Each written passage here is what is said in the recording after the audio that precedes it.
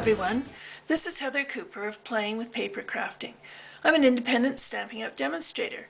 I'd like to welcome you to another episode of Crafty Clues by Heather, short video tutorials on stamping techniques and tools. I'm excited today to show you a technique that I've just learned. It's called Faux metal tin sealing, and it involves creating little background tiles that look like those antique tin ceiling tiles.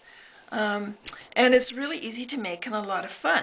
So why don't we get started? We're going to start by using a piece of plain cardstock. I've used Sahara sand, and I've cut it a width of 4 inches because it's going to become sort of a background panel, but I've left a little bit longer than I want because I need to have room to hang on to it.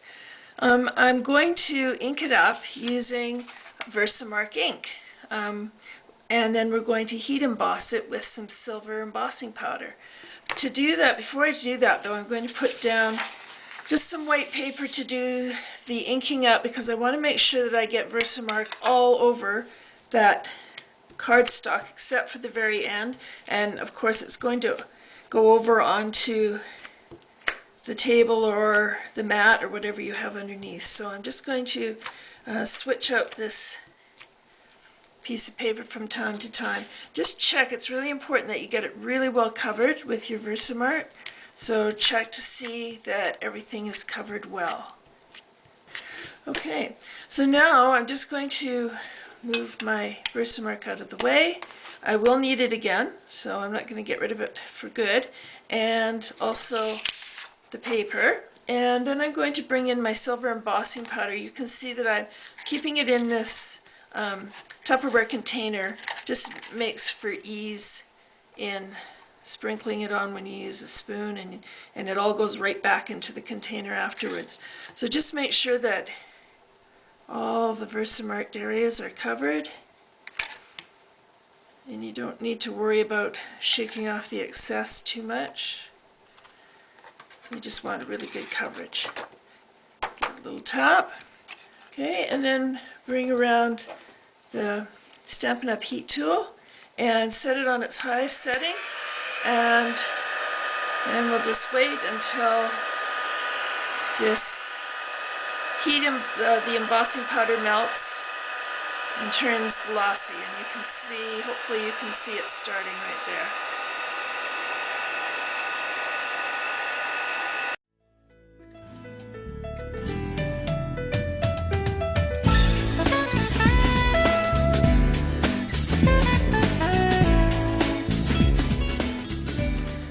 There, it's all done, and we'll just let it cool for a minute before we continue.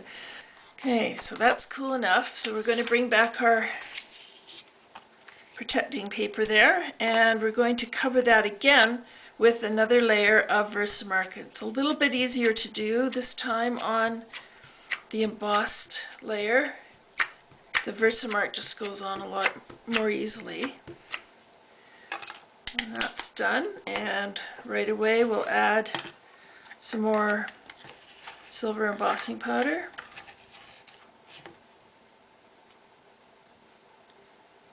And sometimes it's a little harder to tell if you've got it completely covered, but you can see the difference between the shiny and the dull. And here.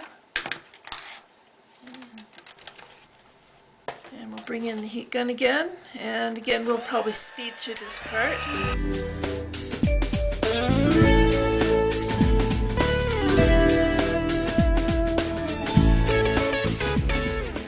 Okay, so it's all ready, and we'll let that cool for a minute. The next step can be done 2 ways. One is you can bring in your punch, and I use the postage stamp punch, which is perfect for making those interesting edges around the edge of the tiles. You can punch out the tiles first and then emboss them in an embossing folder.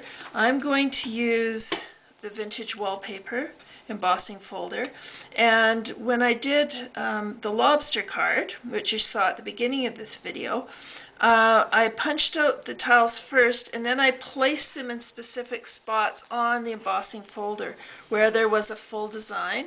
So I managed to get 4 little tiles done at once. And then each tile was identical and it looked good.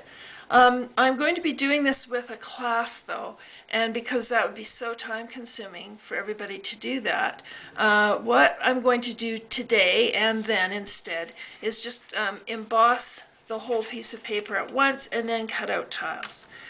And they're going to need 8 tiles to complete the card that I showed you. So I'm just going to put those in my embossing folder, and I'm going to take those over to my Big Shot, and I will be back. Alright, so I've run that through the embossing folder, and I'm just going to gently open it because it does stick a bit, and that silver layer can come off if you're not careful. It also makes the paper a little more fragile, so just be really gentle with it.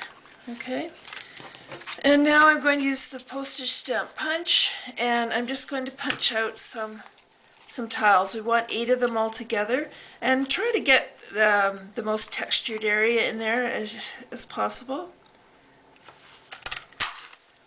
And there you see one of the little tiles. Here's another interesting one here.